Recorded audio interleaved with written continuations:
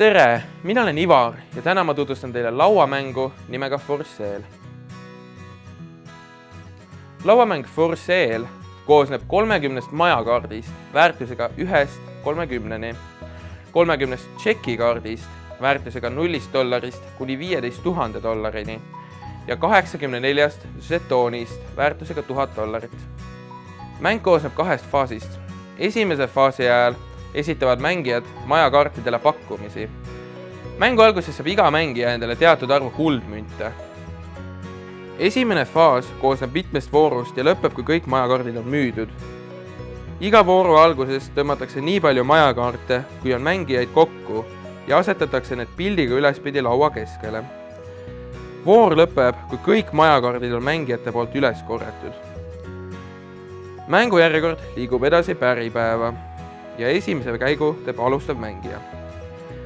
Oma mängukorra ajal on mängijal 2 võimalust. Kas ta tõstab pakkumist või passib. Kui mängija tahab esitada pakkumist, peab mängija asetama mündid enda ette kõigile nähtavale. Esimene mängija võib pakkuda nii palju münte, kui ta soovib. Järgmiste mängijate pakkumised peavad aga alati eelmist pakkumist ületama.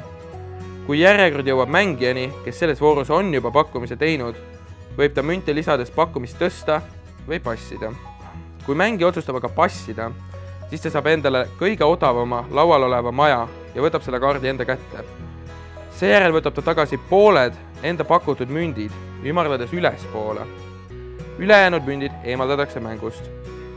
Ja kui mängija on passinud, on ta selle vooru lõpuni mängust väljas. Kui sul ei ole aga piisavalt münte, et pakkuda, siis sa pead samuti passima. See mängija, kes ei ole passinud, peab eemaldama mängust kõik oma mündid ja võtma laualt viimase majakaardi endale. Siis hakkab järgmine voor, alustab mängija, kes sai eelmises voorus viimase majakaardi endale. Kui kogu majakaartide pakk on mängijate vahel ära jagatud, on ostmise faas lõppenud ja algab müümise faas. Teise faasi ajal vahetavad mängijad majakaardid tšekikaartide vastu. See faas koosneb samuti mitmest voorust ja lõpeb, kui kõik tšekid on välja jagatud. Iga vooru alguses tõmmatakse nii palju tšekikaarte, kui on mängijaid ja asetatakse need pildiga ülespidi laua keskele. Voor lõpeb, kui kõik tšekid on mängijate poolt üles korjatud. Majade müümise faasis teevad mängijad oma käigud üheaegselt. Igaüks valib käest ühe majakaardi ja paneb selle enda ette lauale, pilt allpool. Kui kõik mängijad on oma kaardi valinud, näitavad nad neid üheaegselt. Mängija, kes käis kõige suurema väärtusega majakaardi, võtab endale laua keskelt kõige suurema saadaoleva tšeki. Väärtuselt järgmise kaardi käinud mängija võtab väärtuselt järgmise tšeki ja nii edasi, kuni iga mängija on tšeki saanud. Mängijad hoiavad saadud tšekke enda ees laual pildiga allapoole. Müüdud majad eemaldatakse mängust.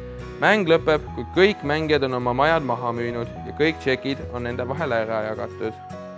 Iga mängija loeb kokku oma tšekkide väärtused ja liidab kasutamata jäänud mündid. Võidab kõige rikkam mängija. Viigi korral aga võidab mängija, kellel on kõige rohkem kuldmünte.